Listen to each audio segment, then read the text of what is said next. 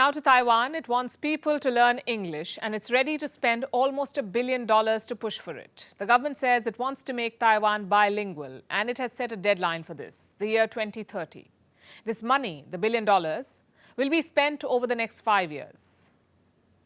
What do people in Taiwan speak right now? Mostly Mandarin Chinese. And why does Taipei want to switch to English? To boost the economy. You see, whether we like it or not, English is the global language of business. 1/5 of the world speaks it, so it makes sense to do business in a language that most people understand. Earlier, Taiwan's trade largely depended on China, so they did not really need English. But now, with tensions rising, the commerce is also being limited, and Taiwan is heavily dependent on trade. Its economy is worth $829 billion, and about a third of this depends on exports, high-tech hardware exports. So promoting a language that facilitates business is essential. It makes sense.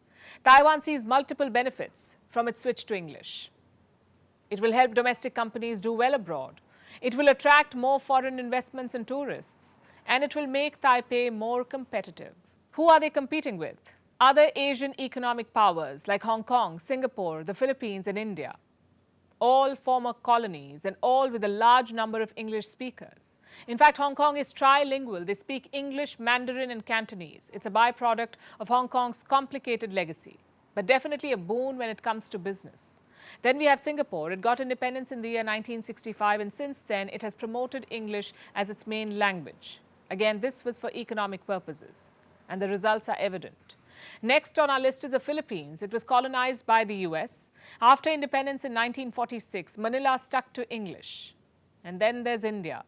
The story is a bit more complicated here. Only about 10% of India knows English. But considering India's population, it's a pretty big number. India has the second largest English-speaking population in the world.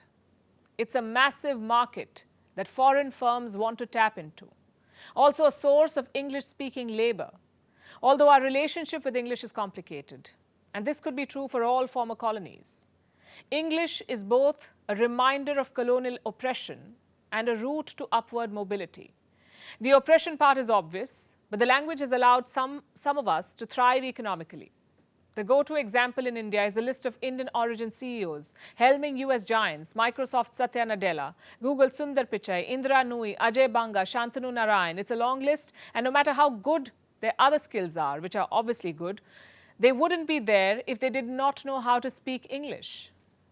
Most people and their governments know this.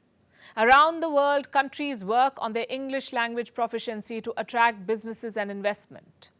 Even countries with no history of British rule. I'll give you an example. At least 85% of the people in all Scandinavian countries speak English. Most mainland European nations have a sizable proportion of English speakers. So Taiwan's policy is not novel in any way.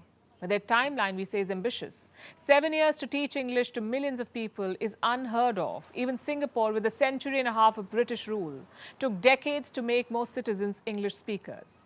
So Taiwan's goal is a tough one to achieve, especially with the dragon breathing fire and threatening war. We wish them luck.